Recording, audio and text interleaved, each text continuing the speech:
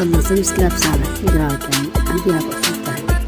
لايك كومنت شير نبغى صحبه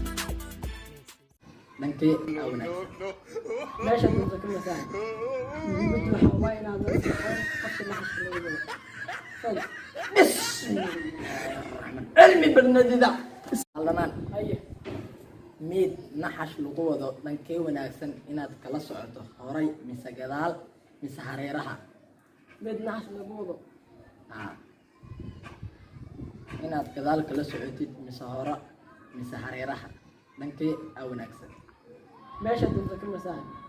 muhiimadu waxa waa inaad dadka qofka la xashiloodo fadlan cilmi barnadida saxwad no, no, no, no.